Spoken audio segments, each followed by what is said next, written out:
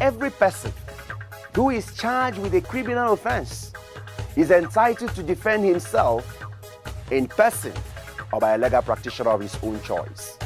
Remember that an individual is entitled to remain silent. Every citizen in Nigeria is entitled to maintain a private life. You are approaching a military checkpoint or a police checkpoint without knowing that it's against or it offends them and subject you to a frog jump. That is wrong.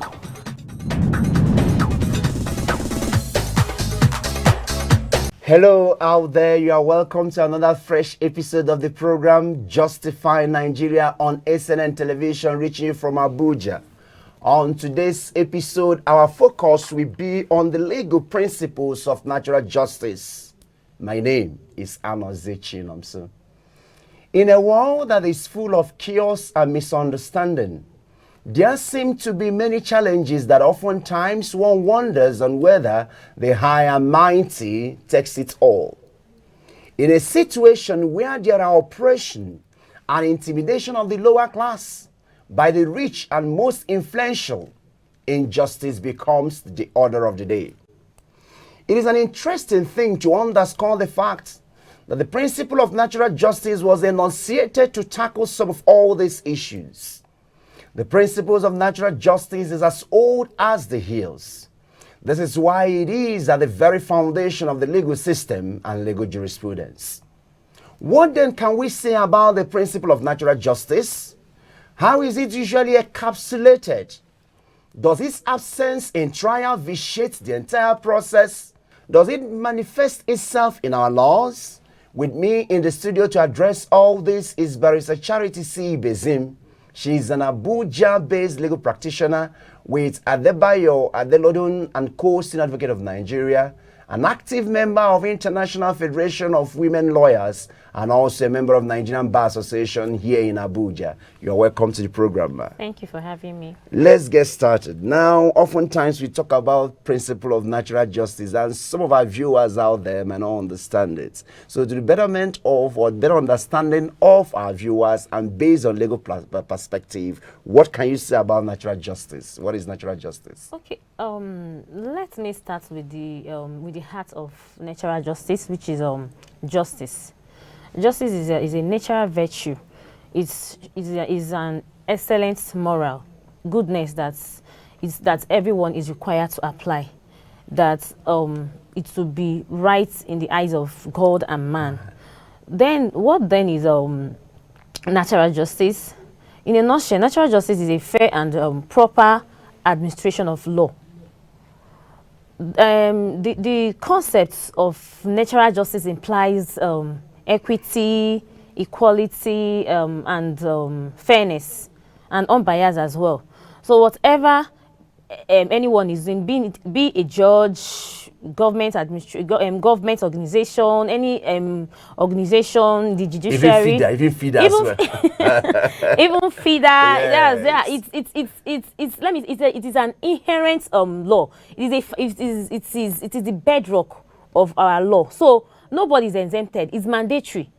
That act of natural justice must be applied. It must be done, because it is an embodiment of the rights and obligations of citizen. Right and obligation. Every citizen have a right, and every citizen has an obligation.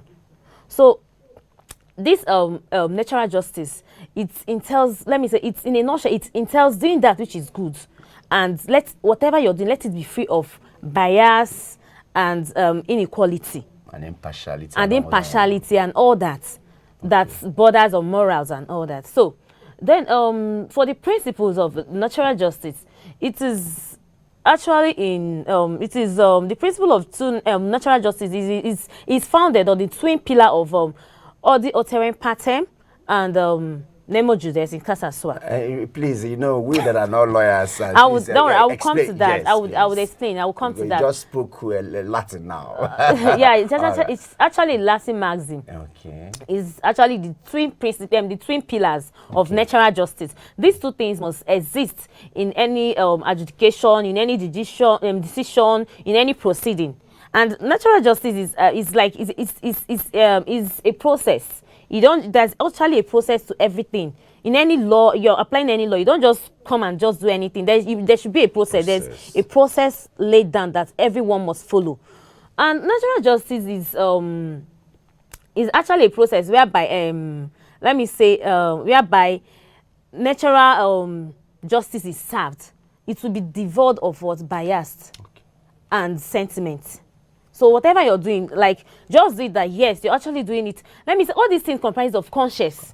So when you don't have that conscience, like being a judge, or you would just do whatever you want. But when you have this conscience that hope this thing I'm doing is in line with natural justice, is in line with the morals of the Bible, of the Quran and all that, you see yourself like doing the right thing. So now we have two principles of natural justice which must be applied in any judgment, in any decision, in any democratic system of government.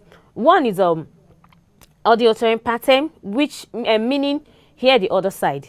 Okay. And the other one is nemo judes in casa sua, meaning no one should be a judge in his own case or in his own cause. Okay, let's take it number one. Yeah. Now. So number one, yes. I would explain number one. Okay. So number one, which means auditory pattern, which means hear the other side. This implies that nobody should be condemned unheard. You must give that person room to come and defend himself or herself. Any party that is affected, you have to give that person room to defend himself. And these are the let me say the things or the requirements to follow to actually make sure that yes, justice has been served or the other person has been put on notice. One, you must give that person adequate notice. You must give that person adequate notice to defend his case. And giving that adequate notice, you will give the person the time of the hearing of the case or whatever, or maybe the court is a tribunal. You must give the person time when the court is sitting, when the tribunal is going to sit. You must give the person the date of maybe the hearing or the trial. Then you must give the person the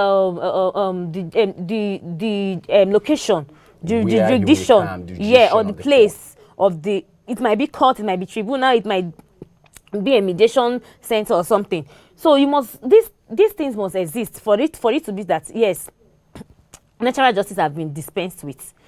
That when you've given the person this notice time, you also give the person a reasonable time. Now, Counsel, before you just continue, you just made a point now, the issue of court and tribunal. Yes. Because, we're educating our viewers. Yes. Is there anything different between a court and a tribunal?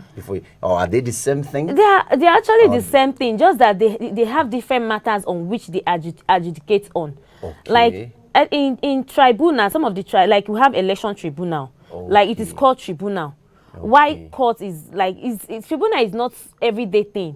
Okay. It's occasionally, but the court is there always. So in the tribunals, they look at election petition matters, special things. Yes, special things. Yeah, so it's not just like an everyday thing, like we go into the courtroom every day. And some tribunals, you don't robe.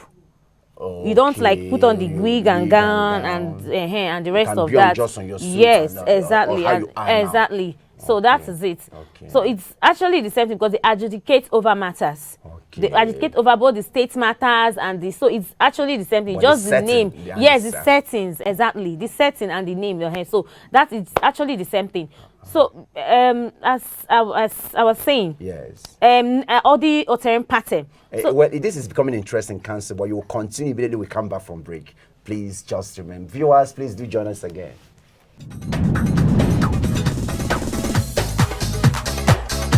Hi, you are welcome to the speaker on ACNN Television, reaching you from Abuja. On today's edition, we are going to be looking at a sentence or phrase that says secured Nigeria or an insecure Nigeria. My name is Anozechi Nomso. The word security in the context which it appears here means the state of being free from danger, injury and fear. This simply means that where security abounds, joy, peaceful coexistence among people, love, concord and communal development is inevitable. The issue of security is very fundamental in the existence of man and should not be toyed with in any sovereign states. That is why the 1999 Constitution of the Federal Republic of Nigeria, as amended, views it as the utmost priority any citizen who aspires to be a leader must uphold and provide for Nigerians. The reason for this is that once there is a breakdown of security in a society, breakdown of law and order will not only surface, but the very beauty of the existence of man will be captured and conquered. The above assertion of security must not only be done, but it must be seen by all to have been manifestly done. But with the current state of things in Nigeria, I'm persuaded to ask on whether we are living in a secured Nigeria or insecure Nigeria. The reason for the above question is that Nigeria's security system is not only shallow, but disintegrated, disseminated, and debased. For anyone who is of the view that we have a secure Nigeria should readjust and think again. In a situation where criminal elements, in the guise of bandits, Boko Haram, kidnappers, killer henchmen, or whatever name they are called, are summoned for negotiations and payment of ransom, is a typical example of an insecure Nigeria. In a situation where a state governor will directly or constructively encourage killer henchmen to carry AK-47 rifles, is a clearer pointer to the fact that we are living in an insecure Nigeria. In a situation where some soldiers were arrested in Zamfara State for allegedly aiding and abetting bandits, becomes an obvious way to illustrate the extent of an affinity Nigeria has with insecurity. Where a president, governor, and all other political leaders have failed in providing the maximum level of security to their citizens and uses grammar to grammatize their failures, shows how insecure Nigeria can be.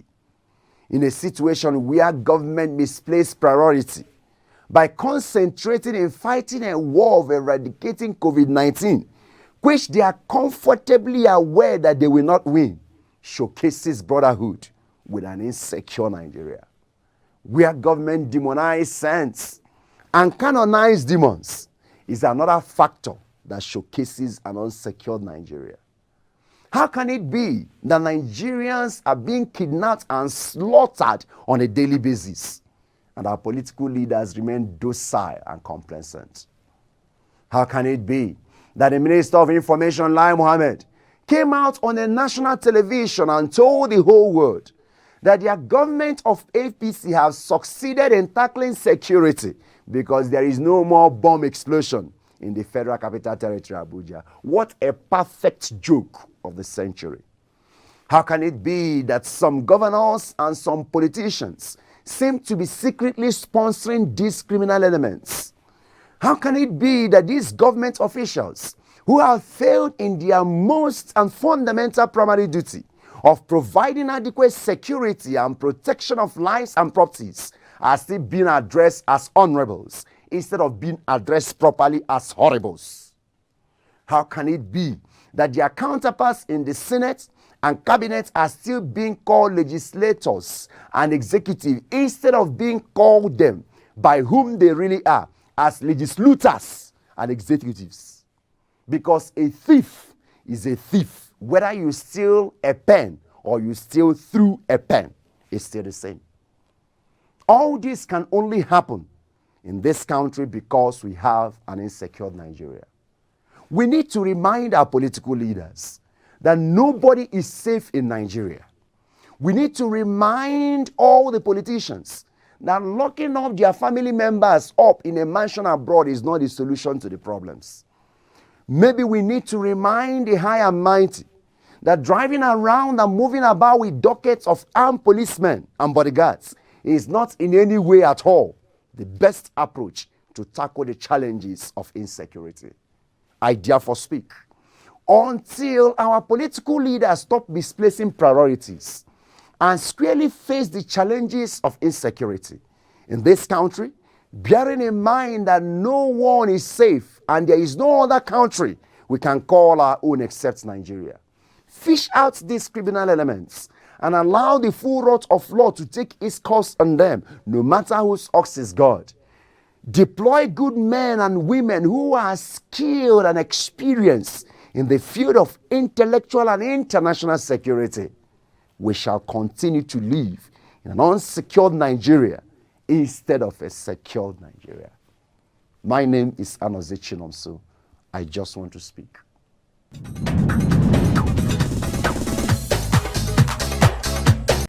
Hello, glad to know you are still there with us. We are here in the studio with Barrister Charity Ibezim. Barrister Charity, before we went for break, we are trying to explain the Otaran pattern, as people say, that is hearing both sides, and you talked about giving the person adequate notice and the venue of the court. Yes. But oftentimes we discover you people, you say you get summary judgments or a judgment in terms of maybe or ex parte motion or something like that, where another person will not be heard. What happens in that circumstance? In that circumstance, yes, the person, there must be maybe a previous proceeding, and okay, the person would actually, okay, let me say for default summon, the person will be served. Okay. Then when you don't come to, okay, it's now on your own. If you now decide, they will now put so it's not be that there was a breach of the natural justice. No. Okay. There must one way be a notice. It's not just ex parte that the person will be put on. No. Okay. You must like be served. Okay, for maybe ex parte in terms of garnishee proceedings. There was actually a proceeding before we arrived at that garnishee proceeding, and you are aware that judgment has been given against you, and instead of you going to executing the judgment the court have given against you, you just avoid it. You're just nonchalant about it and all that. What this is now contempt, and the best thing to do is that garnishee proceeding. Even they can even charge you for contempt to prison. Okay, for defying the court order. Yes, for defaulting the court order.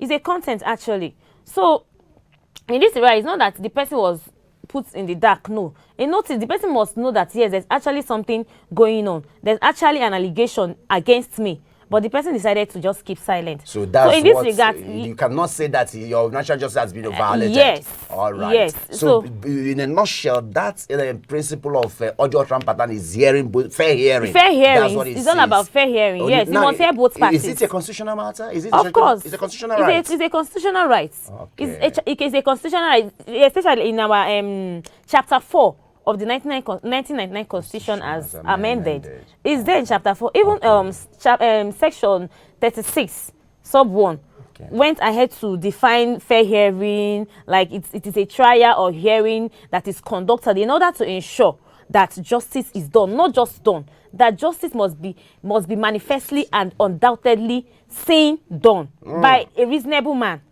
So that is when you say that natural justice have been dispensed with. That is it.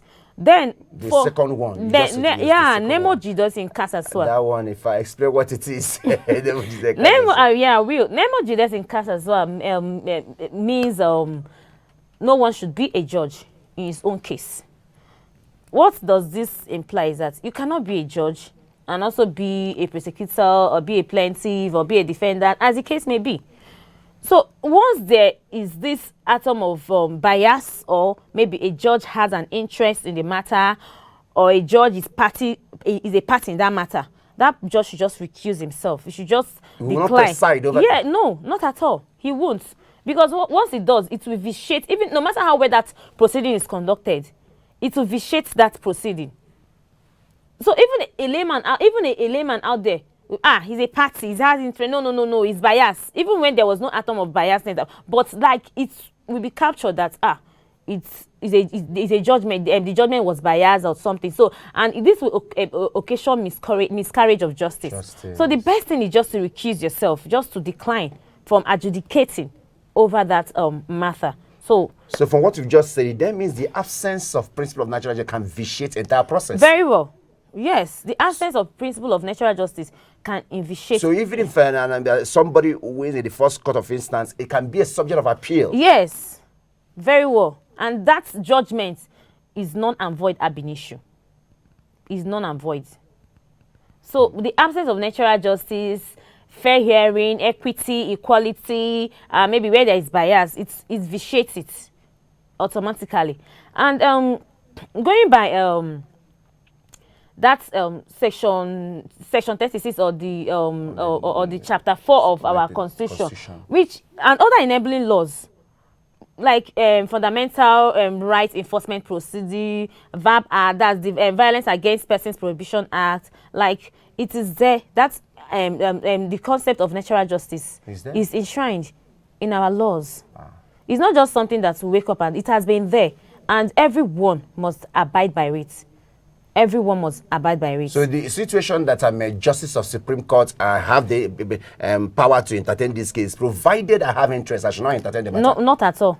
Even if I'm a justice of Supreme Court? No, not at all. You don't have any right to adjudicate over that matter because you have interest as a human being. The act of act of bias, as it would come in one way or the other. As you're human. So that's it. So the best thing is just to recuse yourself, is to decline. Now, counsel, suppose I'm not a judge in this case, that I'm not under a bench, I'm a lawyer. And there's this case of my brother, blood sister. Does it mean as a lawyer I cannot represent him or her in the court? Of course, you can represent him. Okay, this one applies to judges. The people adjudicating over the matter, not the council, not the lawyers. The lawyers. Do you understand? So this is basically on who is going to adjudicate over the matter, who is going to arrive at a judgment, who is going to arrive at a decision. So it's not extended to the lawyers or to the to any counsel representing. You can represent your siblings if they have you as a lawyer. Why going to look for someone else out there? So it's not extended. We have a few minutes before we go, but before then, can you just explain to us why this is essential in our legal jurisprudence? Fine. This natural justice is essential in our legal jurisprudence because it is an embodiment of citizens' rights and obligation. And if natural justice is applied fairly, it helps in adequate and speedy dispensation of justice. Okay. Good. So, and natural justice thrives in it thrives in towards the effectiveness of our democratic system of government. It does a lot. It also frowns towards any law, custom, activities that is repugnant to natural justice, equity, and good conscience. Okay, there's this case, this Supreme Court case, Okeje versus Okeje. In that case, the Supreme Court abolished the customary law of depriving a female or a woman from inheriting her father's property. This is inequality. You are a man, I'm a man. Whatever you've done for her parents, that lady must have even done more. So why, when the father, I said when the father like intends to give her a property or to give her a portion of his land, and they say, no, the custom is that she's married. Even if she's not married, the custom is that a female is not entitled to anything from the father. No. But in that case of Okeje, the Supreme Court abolished that law. So that is repugnant to good conscience, equity, and natural justice. So the Supreme Court abolished it. So it's this principle of natural justice is very essential in our judicial system, because where there is no law, there is disorder, and it will amount to a state of anarchy. So this principle of natural justice is very, very essential. It's constitutional. It is fundamental, and it must be applied. It is a must. Thank you very much. It is a must. So what is your advice to our viewers in case people that their rights have been trampled upon? What are they supposed to do? Your advice? Good. The advice I'll be giving to the viewers or anyone whose rights have been trampled upon is to seek a redress in courts. Seek a redress in courts. Through a lawyer? Yes, through a lawyer. It mustn't go through a lawyer. You can still do that by yourself, but it is better you do it through a lawyer. Through a lawyer. Because the Constitution gives citizens right to defend their case by themselves.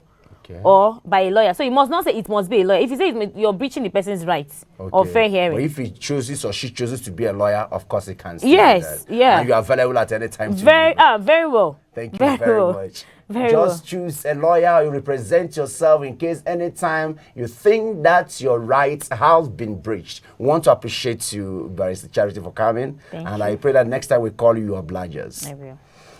As we could see in the course of our discussion, that the principles of natural justice is usually encapsulated into legal maxims, which are audi alteram partem, which means hear the other party, and nemo judes en casa sua, which means none should be a judge in his own case.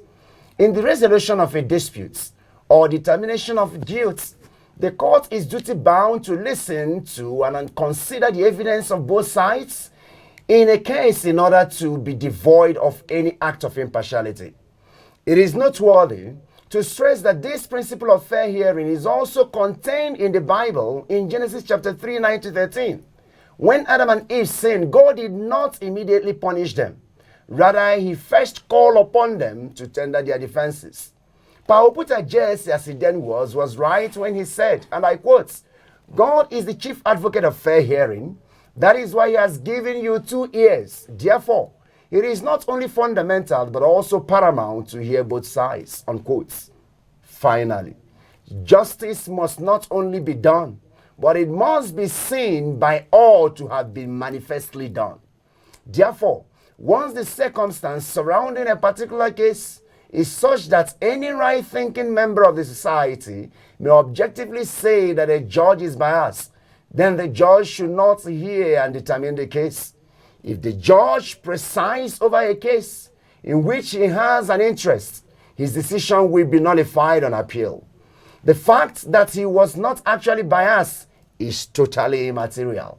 This was the ratio in the celebrated case of Garuba and others against the University of Maiduguri, 1986, to Supreme Court, Part 128. Viewers, this is where we draw the curtain on today's episode of Justify Nigeria. Join us same time, same station on another fresh episode of the program. Until then, this is Anoze Chinomso, urging you to apply natural justice in all you do. And bye for now.